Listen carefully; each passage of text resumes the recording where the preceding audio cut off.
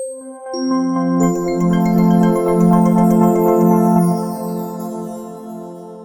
va continuer donc par un échange. Donc on a Maud Després, donc que vous avez entendu, qui est responsable de la mission handicap de l'Université de Lyon 1. On a Hélène Rondeau, qui est étudiante à l'Université Lyon 1, qui est concernée par le TDAH. Et Marie Pachaki, maître de conférence et référente pédagogique à l'Université Lyon. Voilà, donc on va commencer par le premier thème. Je vous rassure, il n'y en a que 2. Donc, le premier thème, donc sur les expériences vécues. Donc, je vais laisser la parole pour commencer à Hélène.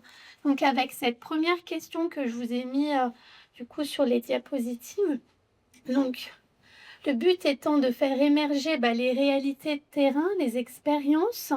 Donc, quelles sont les situations dans ton parcours universitaire où ton fonctionnement attentionnel a été le plus soutenant ou au contraire le plus mis en difficulté?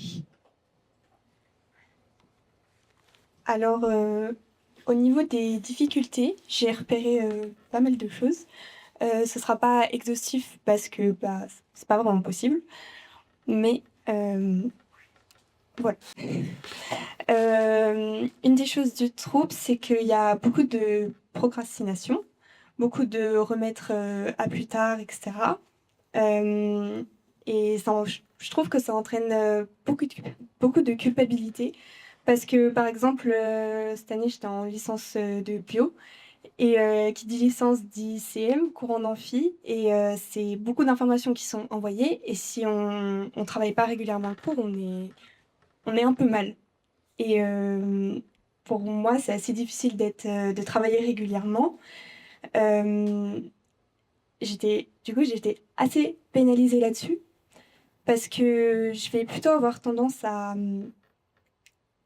remettre beaucoup à plus tard et d'un coup faire tout, un peu un travail en dents de scie, je sais pas trop comment dire, et c'est pas super pratique. Et ça va demander de l'énergie parce que on essaie quand même de travailler, mais surtout on culpabilise, on stresse un peu H24 et on se dévalorise parce qu'on voit que les autres ils y arrivent, que c'est pas censé être si dur, enfin faut juste sortir son ordi, ouvrir le diapo et bosser quoi. Et du coup j'étais un peu en combat un peu contre mon cerveau, je sais pas trop comment dire. J'avais l'impression que dans ma tête, je voulais vraiment le faire, mais que mon corps, il voulait pas bouger. C'était comme si j'étais paralysée, c'est horrible. Euh, et je trouve que ça impacte beaucoup l'estime de soi. Euh, Également, pendant les cours en eux-mêmes, en amphi, ma stratégie, c'est plutôt de me mettre à l'avant, parce que si je suis en arrière, je suis déconcentrée, parce que j'ai la vue d'ensemble sur tout le monde. Et chacun fait des fois ces petits trucs qui sont pas tout le temps en rapport avec le cours, on entend moins bien, et on doit se concentrer donc à la fois sur le cours, parce qu'on est quand même en cours, et le petit brouhaha qu'il peut avoir, etc., sur le fait qu'il y a plein d'informations qui sont projetées, et en même temps, il faut faire une prise de notes en même temps. Enfin, ça peut être assez compliqué tout ça. Euh, Et oui, toujours y avoir la comparaison avec les autres sur le rythme, sur l'endurance de travail, parce qu'un CM, dans mon cursus, c'était 1h30 pour un CM, des fois il y en a deux. Et moi, c'était ma première année aussi, donc j'étais pas encore ultra habituée. Euh, et même quand il y a des travaux de groupe à faire, il y aura encore cette histoire de comparaison, parce que tout le monde se répartit le travail. Et après, on voit que les autres, ils ont avancé, et pas nous, et on se dit, mais mince, mais je vais les pénaliser, en fait. Je vais moins bien faire, et enfin, qu'est-ce que je fais là, quoi. Mais après, il y a quand même des avantages, parce que si on procrastine beaucoup, il y a des moments où on a comme un déclic, et d'un coup, on se motive, euh, et on se met à faire tout le travail en une soirée, ou quelque chose comme ça. Et même si des fois, c'est ce qu'on aime, des fois, on a quand même du mal à s'y mettre. Mais dès qu'on est motivé, il y a un peu comme une passion et on est super productive. Aussi, on est obligé de trouver des stratégies dans, dans le cerveau, c'est un peu un brainstorming constant. Je sais pas trop comment expliquer, mais on est toujours en train de s'adapter parce que, ah, il y a une conversation. Mince, j'ai décroché parce que le nuage avait une forme bizarre. Et maintenant, comment je fais pour rattraper ce qui s'est dit parce qu'on m'a complètement changé de sujet. Du coup, on s'adapte, ça développe, je trouve, quand même une grande inventivité et pas mal de capacités d'improvisation aussi. Euh, et on est obligé aussi de discuter avec les autres pour trouver une méthode, un équilibre au quotidien parce que faut qu'ils comprennent aussi qu'il y a des difficultés et que c'est pas qu'ils doivent entre guillemets laisser couler, c'est qu'il faut qu'on travaille ensemble et que je peux apporter des trucs malgré qu'il y ait certains défauts. Voilà. Merci beaucoup, Hélène, pour le partage que tu nous livres aujourd'hui. On va continuer avec le regard de Marie Pachaki.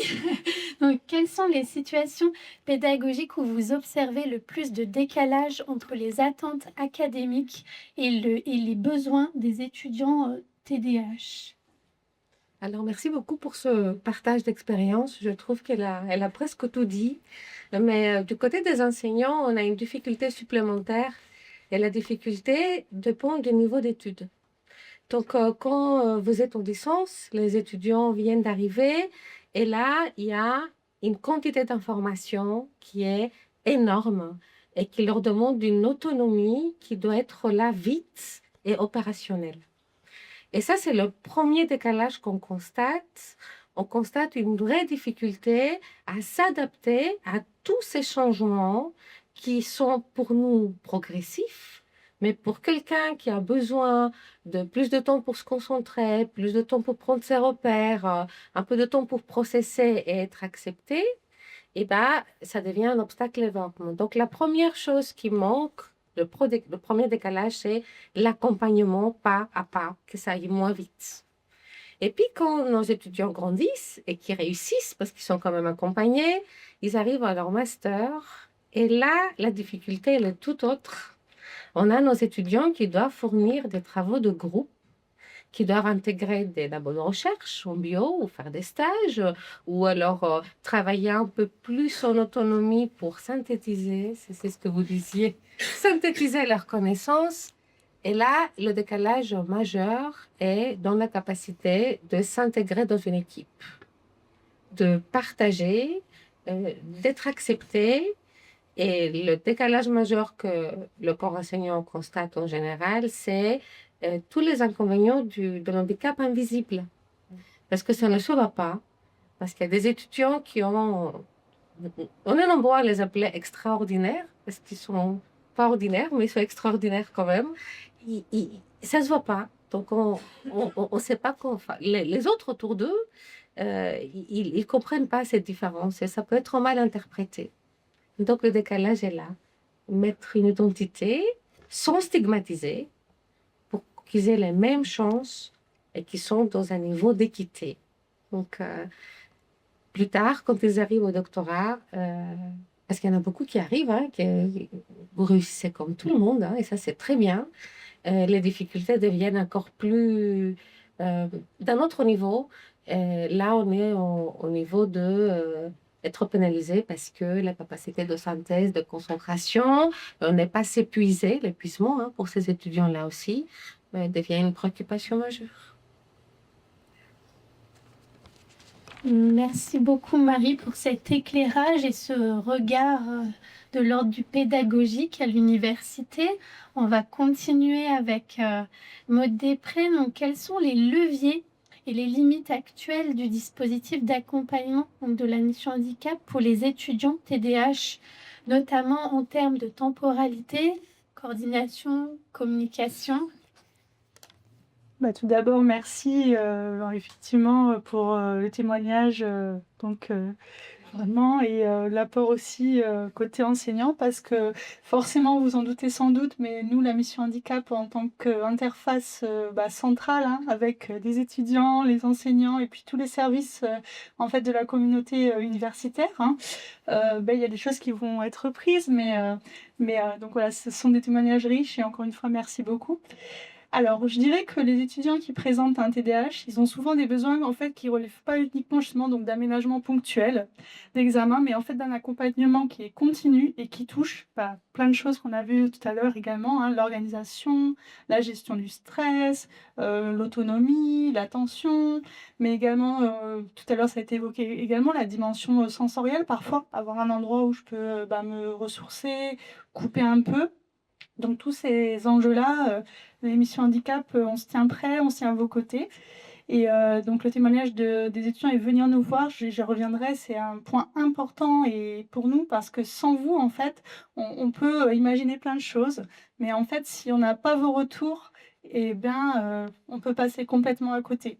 Donc ça fait un petit peu le lien. Je vais peut-être commencer déjà par les limites, en fait, mais je finirai sur les leviers, c'est peut-être plus positif. Voilà. Alors, en termes de limites, il y a le fait que justement les étudiants, parfois eux-mêmes, en fait, ne sont pas diagnostiqués, tout simplement. Et donc, se questionnent, savent pas trop, tâtonnent et donc passent pas forcément les portes des missions handicap. Donc là, forcément, on peut passer à côté de certains profils qui arrivent peut-être un peu épuisés ou qui ont refait une première année, euh, voilà, qui sont dans une sorte un peu d'errance, malheureusement, hein. Il y a aussi ce qui a été très bien dit tout à l'heure, il y a l'aspect, parfois je sais bien que j'ai un TDAH, mais je me sens pas légitime, parce qu'encore une fois, c'est à la mode. Oui, bon, hein, si l'entourage autour, il dit aussi que ça va, la petite cousine qui est TDAH, encore une, c'est bon, on a l'habitude, ces histoires-là. Bon, peut-être qu'on va voilà, s'auto-censurer et se dire, finalement, allez, en plus, mission handicap, je ne m'y reconnais peut-être pas. J'ai pas... C'est ce que je voulais vous dire là, je paraphrase, mais des étudiants qui viennent nous voir et qui disent vraiment, non mais en fait, moi, j'ai rien de grave, en fait. C'est pas la peine, je veux pas prendre la place des autres. On a des étudiants qui nous disent ça, hein, dans les missions handicap, hein, alors qu'encore une fois, ces aménagements qui peuvent être mis en place, ça peut tout changer. Donc voilà, on a ces freins-là. On a le regard des autres qui a été évoqué également. Côté étudiant, les camarades qui ne sont pas forcément au fait. Et puis parfois, on a la chance d'avoir une enseignante très bienveillante, etc., et qui est au fait de ce qu'est du TDAH, mais parfois, malheureusement, on le sait aussi, hein, en toute transparence, ce n'est pas toujours le cas. Pas forcément par malveillance, mais aussi tout simplement par méconnaissance. Donc voilà, il peut y avoir ces freins-là également. Du coup, il y a aussi, j'accède pas aux aménagements. Donc, quand je suis fatiguée, j'ai rien qui compense. Donc, je passe à côté. J'ai pas forcément des super notes et c'est pas le reflet de mes capacités réelles. Et puis, je dirais qu'il y a une autre limite qui est aussi, j'ai peut-être des aménagements, mais c'est fluctuant. Ça a été évoqué tout à l'heure aussi. Peut-être qu'en fait, moi, là, dans la journée en CM, je suis épuisée, ou même, si ça se trouve, je suis même pas venue parce que finalement, là, mon corps, il me dit stop, et voilà. Mais qu'en fait, en pleine nuit, à 2 h du matin, je vais être à fond, je vais lire tous les bouquins qui parlent de biologie, que sais-je.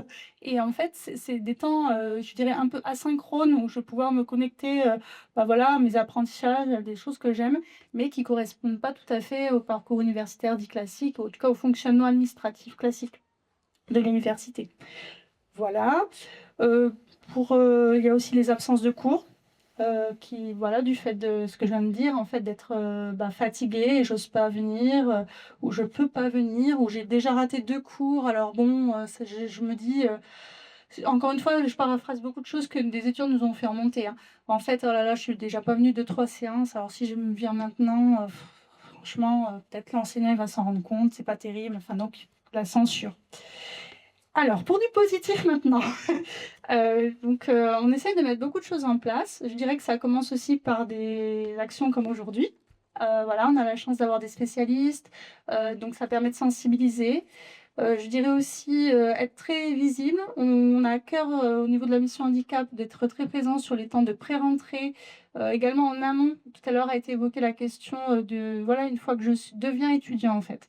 Donc, quand je suis lycéen, être présent sur des forums, sur des journées de portes ouvertes, pour dire qu'on est là, qu'on existe, Donc là, c'est vraiment un gros volet communicationnel, mais je pense, peut-être naïvement, mais j'y crois franchement, que plus on sera présent, plus on montrera que voilà, des choses sont possibles, qu'on adapte, qu'on met en place, je pourrais revenir longtemps, mais tout ce qui est aussi pédagogie universelle et ce genre de choses, plus nos étudiants oseront venir, se diront: «Ah oui, en fait, j'ai vu la mission handicap, là, il disait que ça concernait vraiment, au-delà même du TDAH, parfois, par exemple, des étudiantes qui pensent à celles qui ont de l'endométriose, qui ne pensent pas forcément qu'elles peuvent avoir des aménagements. Enfin voilà, qu'on est là, on est présent et oui, c'est possible d'aménager. Et j'espère les étudiants referont moins cet aspect autocensure.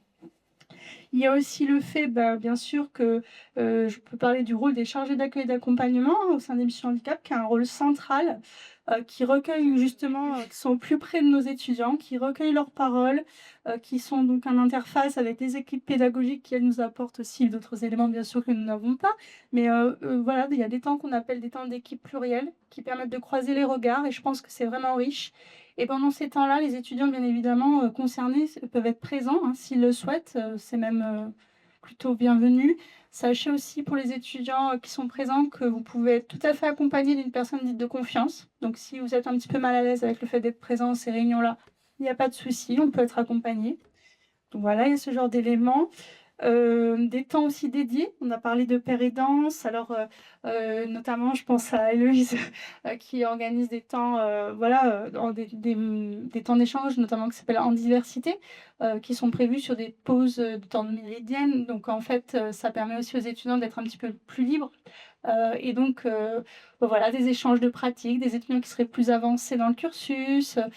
Un regard autre que même si nous, les missions handicap, on est au plus près encore une fois, mais on reste l'administration. Donc c'est pas pareil. Les retours d'expérience des autres jeunes, je pense qu'il est vraiment précieux. Voilà, il y a ces temps-là, il y a le programme Active Friendly, que je ne sais pas, voilà, je ne le présenterai pas aussi bien qu'Héloïse, elle vous en parlera plus longuement si jamais il y a des questions à ce sujet sur tout ce qui est accompagnement des TND.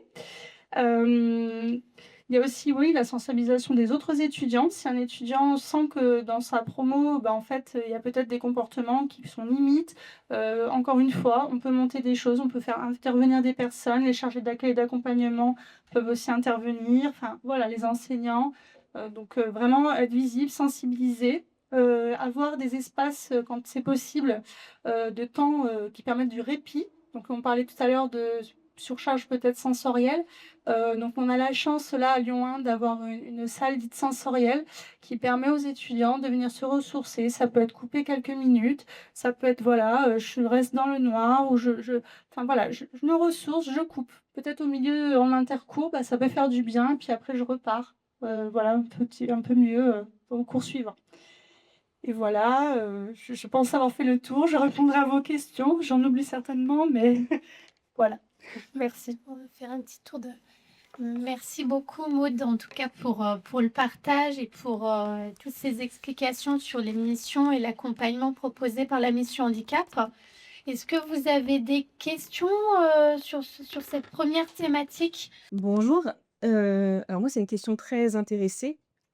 J'ai un jeune de 18 ans qui a un TDA, un TSA, qui fait partie du CSAD Vailly, où je vous ai vu d'ailleurs, et qui vient d'être pris sur Parcoursup à STAPS, parce qu'il fait beaucoup de sport.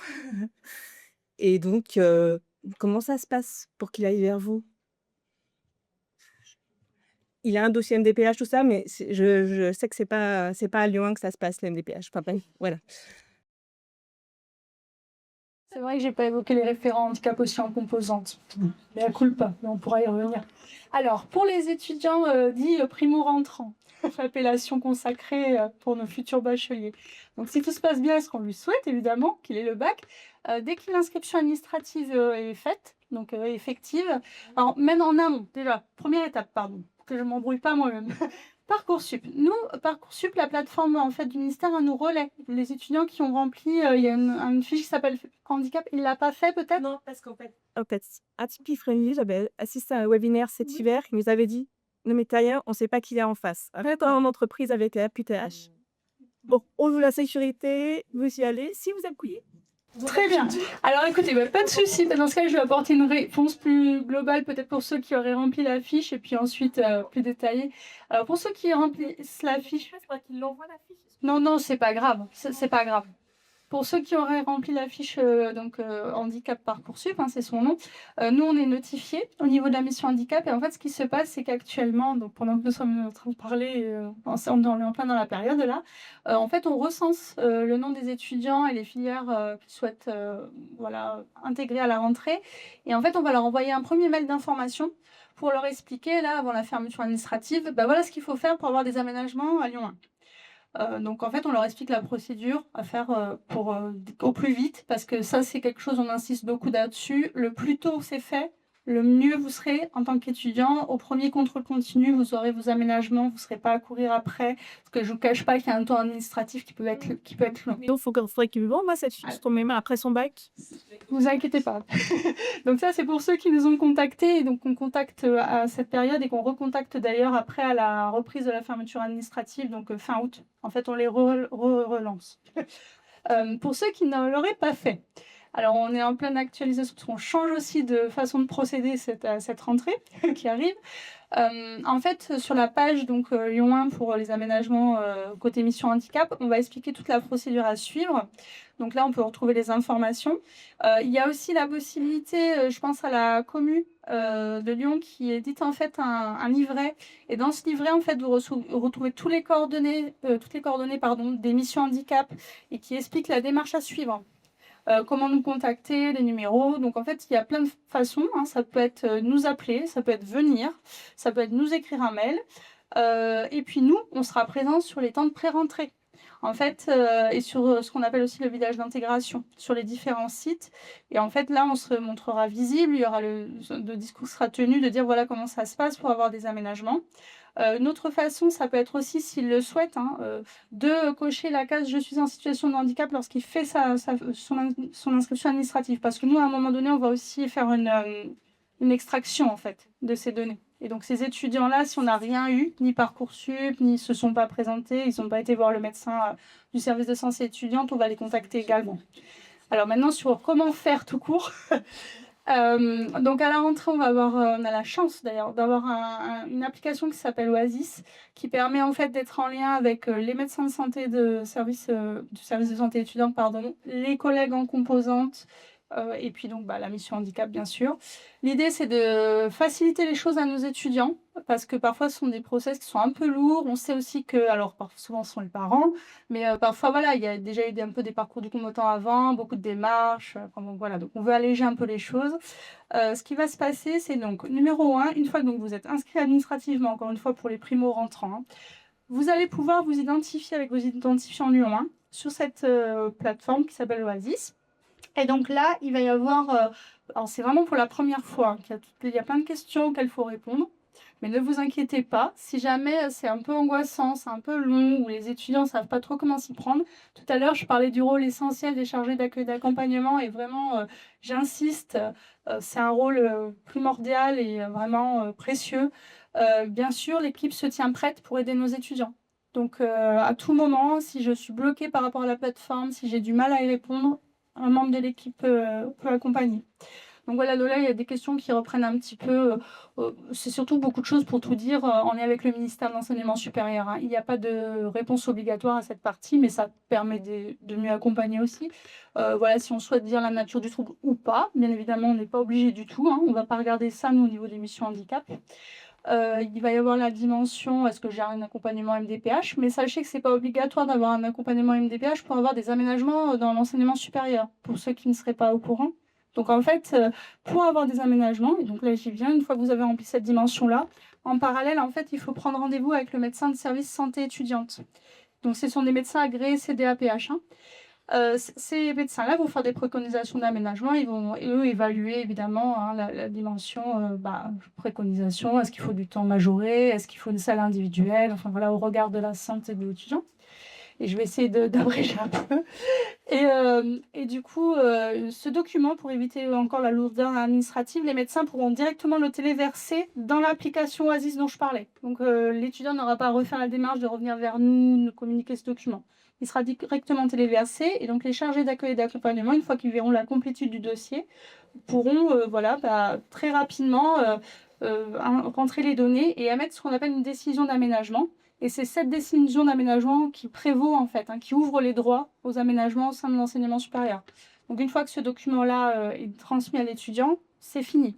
Après, c'est fini dans le sens administratif. Parce que je parlais du rôle des chargés d'accueil et d'accompagnement. Encore une fois, à tout moment, on peut venir passer à bord. Au contraire, les chargés d'accueil et d'accompagnement ont à cœur aussi de prendre des nouvelles. Enfin, voilà. Mais donc, il y a toute cette dimension-là. Et donc, une fois que la décision est mise, elle est envoyée directement par l'application aux composantes. Donc, les composantes sont informées qu'il y aura besoin de mettre en place, par exemple, pour les examens, un tiers-temps en amphi, ce genre d'éléments. Voilà, donc en 1, je m'inscris, potentiellement la fiche. Je m'inscris. Oasis. Voilà. Je vous en prie. Merci beaucoup pour cet éclairage sur la procédure pour pouvoir bénéficier des aménagements, ce qui est essentiel. On va poursuivre sur la thématique 2, donc sur les leviers et les perspectives. Donc, je vais redonner la parole à Hélène sur cette question. Donc, si tu pouvais proposer une adaptation simple, réaliste et immédiatement déployable, laquelle aurait le plus d'impact pour toi aujourd'hui? Alors, j'ai eu un peu de mal avec cette question parce que synthétiser et tout, c'est moyen mon truc. Mais on m'a dit que si je donne des pistes et tout, c'est OK. Donc voilà. J'ai pensé à... En fait, j'ai cherché un peu ce qui avait été donné dans différentes UE que j'ai suivies. Et je me suis dit que c'était intéressant de les généraliser. Il y a par exemple les résumés de cours où on définit clairement les informations essentielles, etc. Bah, j'ai suivi une UE de génétique, il y avait un truc qui s'appelait les génétiques clés. C'est ça parce que c'est une professeure de génétique en fait. Désolée. C'est pas fait exprès. Et sinon, il y a aussi présenter plus le concept, ce qui va être utile, donner du sens, parce qu'on a souvent l'impression d'une masse de par cœur qui arrive comme ça.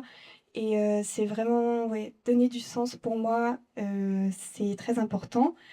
Peut-être donner des échéances indicatives sur l'avancée des révisions, parce que c'est pas tout le temps évident de savoir où est-ce qu'on doit en être, qu'est-ce qu'on attend de nous, surtout quand il n'y a qu'un seul examen dans l'UE, qu'il n'y a pas de contrôle continu.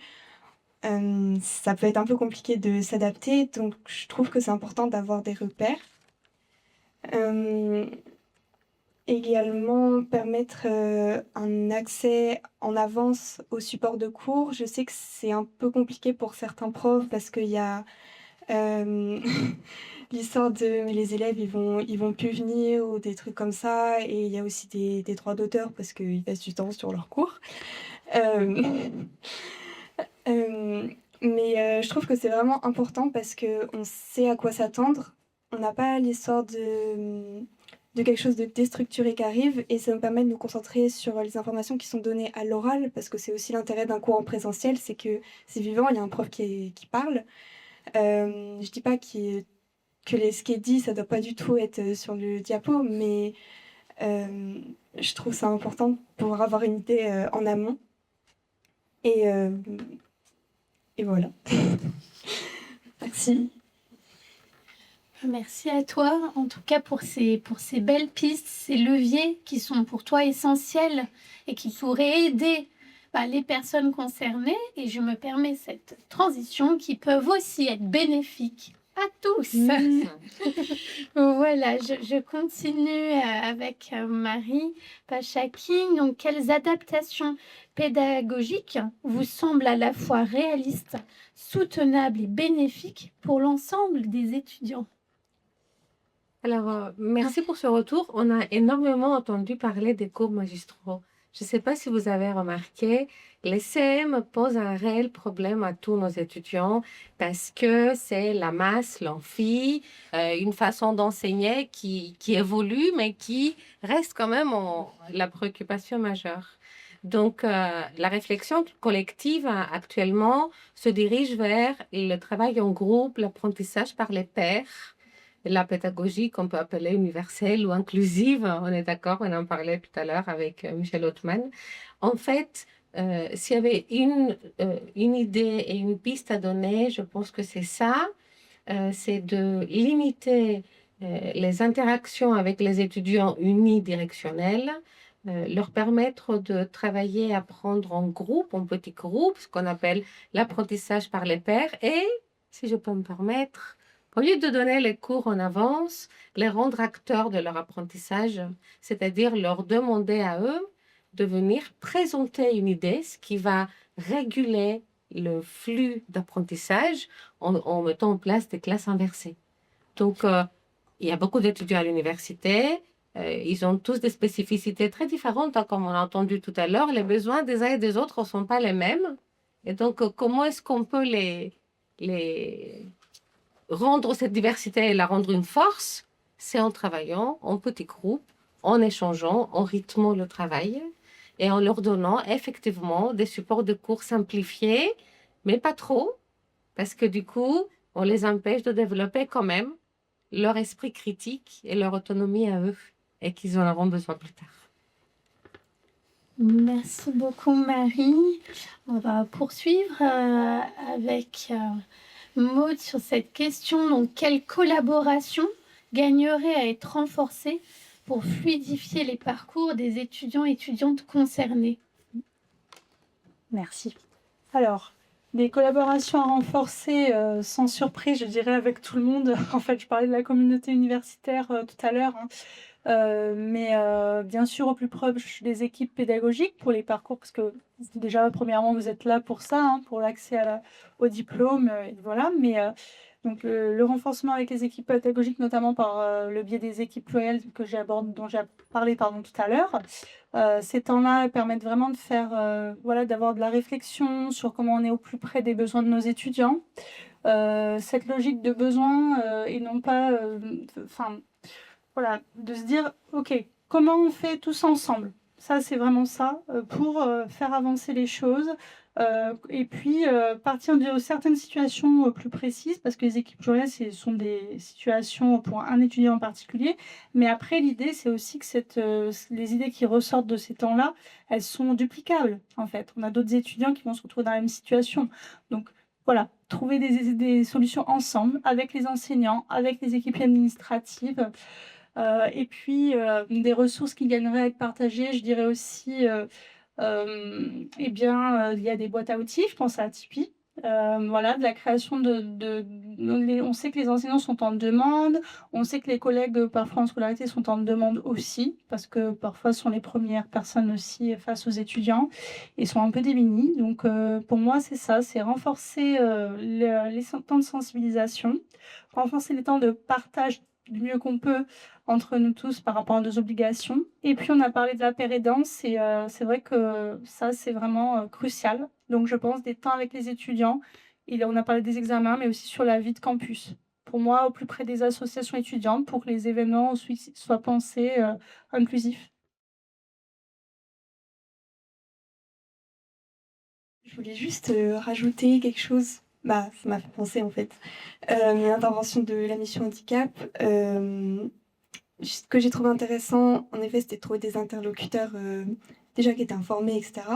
Et les types d'aménagements qui sont proposés, moi j'ai accès à un tiers-temps et à une salle individuelle. Et ça, c'est vraiment game changing un peu.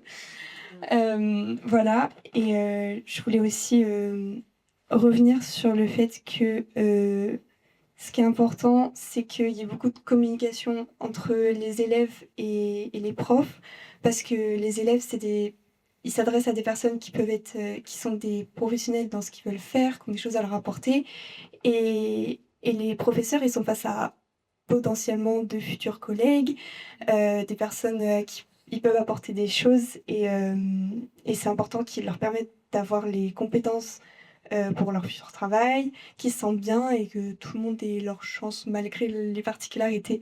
Donc voilà. Merci. Je pense que Eh c'est ben, table alors, ronde, table non, ronde. pardon, ça va peut-être paraître un peu bisounours, comme tu dis parfois, mais je dirais tout simplement de partir du postulat que c'est possible. Déjà, rien que ça. À mon avis, ça change beaucoup les choses.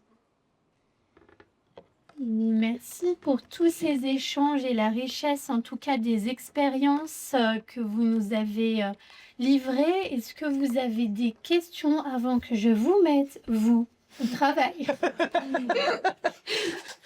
Bonjour, je suis infirmière avec ma collègue médecin au centre de santé de l'INSA.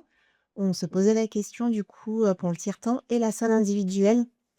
On est assez surprise de comment c'est possible du coup d'avoir une salle individuelle. On serait intéressé de connaître. Alors, ce qui se passe, c'est que c'est dans la demande qu'on fait dans notre petit dossier qu'on donne à la mission handicap.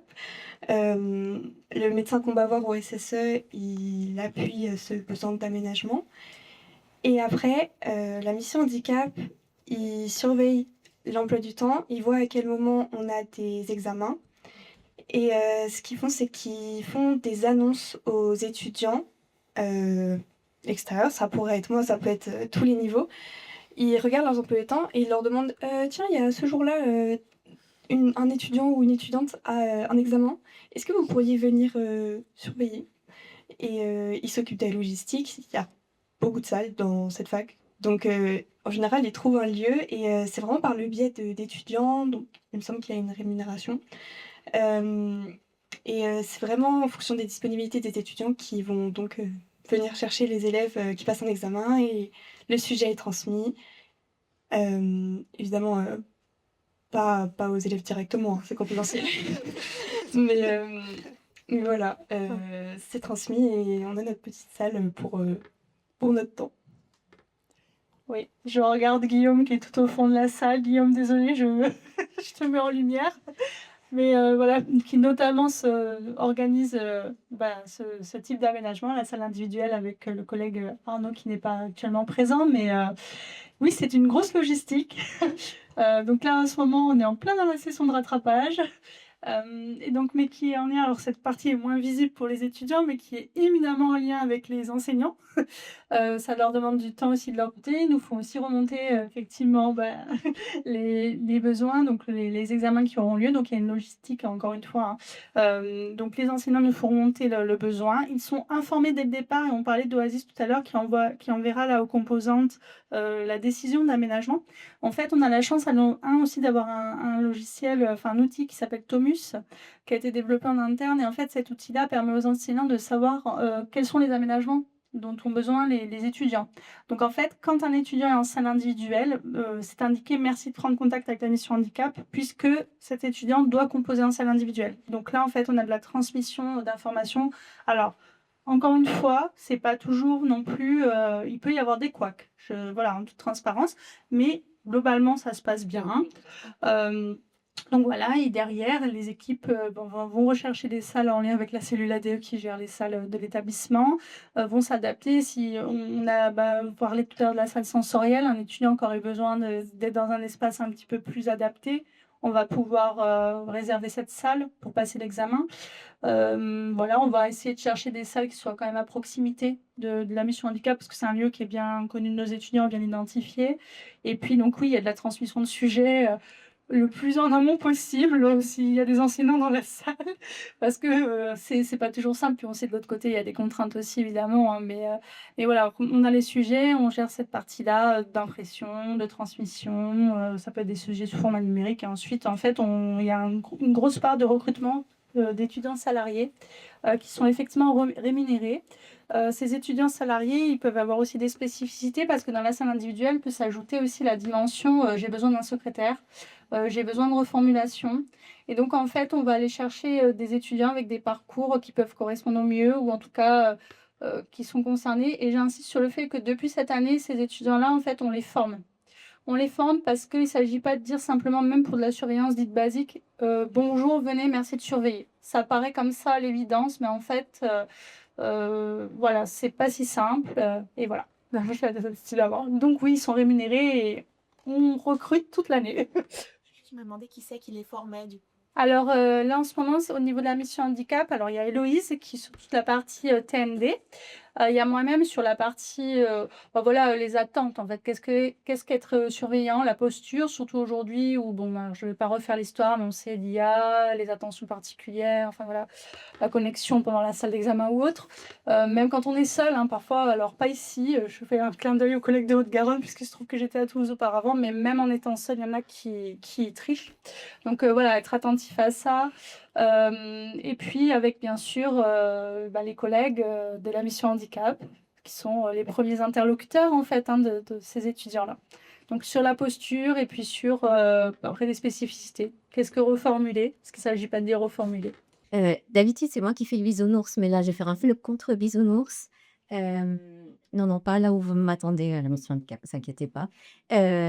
Juste, moi, les seuls inconvénients que j'ai vus en tant qu'enseignante sur cette démarche-là, c'est que l'étudiant qui est en salle individuelle, il bénéficie pas de tous les commentaires et des ajustements qui sont faits pendant la séance dans l'amphi. Et ça, parfois, ça peut créer une différence qui est un peu problématique. Moi, j'ai toujours un peu mal au cœur pour certains étudiants. Et retour d'expérience, il y a quelques semestres, il y a un étudiant qui avait pas mal redoublé, qui, à son énième semestre, m'avait dit: «Bah non, non, je veux pas l'aide de salle individuelle, je préfère être dans l'amphi avec les autres parce que vous donnez des conseils à côté desquels je passe si je suis en salle individuelle». Alors, j'entends effectivement, et c'est dommage que certains étudiants renoncent à leurs aménagements pour ça. À mon sens, mais c'est très subjectif, je pense qu'il y a quelque chose à penser justement avec les enseignants en amont. En fait, anticiper qu'est-ce que je vais dire en amphi. Si je donne une information en amphi, ça veut dire que cette information-là, peut-être, faut qu'elle figure au sujet. Au maximum. Alors, et puis, dans le lien aussi avec effectivement, j'ai entendu, on ne peut pas toujours anticiper, bien sûr, il peut y avoir une coquille, puis il peut y avoir une question spontanée. Question d'un Voilà. étudiant, ouais, c'est ça. Une question, donc, si jamais ça n'a pas été entendu, c'est aussi sur avoir les coordonnées, en fait. Et justement, dans la formation de nos étudiants salariés, de bien dire, que ce soit dans un sens comme dans un autre, c'est-à-dire l'étudiant qui compose, il aura une question, qui puisse joindre l'enseignant, un message, au mail, enfin peu importe la façon dont préférera l'enseignant, parce que souvent il est lui-même en amphi, il surveille son épreuve, mais pour pouvoir être contacté, et inversement, que le contact de l'étudiant salarié soit transmis en fait aux enseignants pour que il y ait une question en amphi, ah mince, oui, j'ai mes étudiants qui sont en salle individuelle, il faut que l'information leur revienne, oui. Tout à fait. Et on a des PV d'examen donc, qui permettront justement de bien montrer que si ces informations-là ont été remontées. Parce que dans la formation, on demande aux étudiants de bien spécifier tout le point, en fait. Voilà, j'ai appelé à telle heure monsieur Untel qui m'a dit qu'à la question 2, il y avait une coquille. Tu Voilà. voulais rajouter, Hélène? Sinon, j'ai une petite piste là-dessus. Cette année, j'étais en bio, mais j'étais aussi en accès santé et j'ai passé le concours de santé. C'était à Lyon Sud. Je ne sais pas si c'est la même mission handicap ou quoi, mais dans nos salles individuelles, on avait un genre de petite tablette qui était connectée aux amphis et on entendait si jamais il y avait des choses qui se passaient.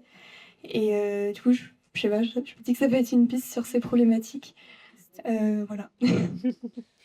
Eh bien, merci beaucoup, puis merci pour ces réflexions qui permettent aussi de cheminer et de trouver des leviers à des freins qu'on peut constater. Alors, je vous propose, c'est ma grande première avec WooClap. Donc là, je vais vous mettre vous au travail. Donc, c'est mon premier WooClap. Donc, l'idée, c'est que vous puissiez répondre à la question. Il n'y a pas de bonne ni de mauvaise réponse. L'idée, c'est de pouvoir finalement garder une trace. Moi, j'aime bien garder une trace de cet événement et pouvoir justement réfléchir ensemble sur ce qu'on s'est dit. Là, on a quand même passé 2 heures ensemble. Là, je vois que les cerveaux commencent à fumer ou à s'évaporer ou à s'éteindre. Donc, l'idée, voilà, c'est vraiment de pouvoir réfléchir collectivement. Je veux vous remercier vraiment, vraiment, vraiment chaleureusement d'être venus, nombreux, avec une pluralité du public, c'est-à-dire je remercie les étudiants et les étudiantes présents aujourd'hui d'être venus, d'avoir partagé ce temps avec nous. Hélène, bien sûr, aussi sur le retour d'expérience. Je remercie les enseignants-chercheurs d'être venus, les différents services de l'université. Je pense au SOA, aussi à la mission handicap, mes collègues directs, aussi à nos antennes, l'IUT de gratte-ciel. Mais voilà, je ne vais pas tous vous citer. Je remercie nos partenaires avec l'ENS de Lyon, l'INSA, Et puis bien sûr aussi, on a eu la chance d'avoir des présidents d'associations médico-sociales parmi nous.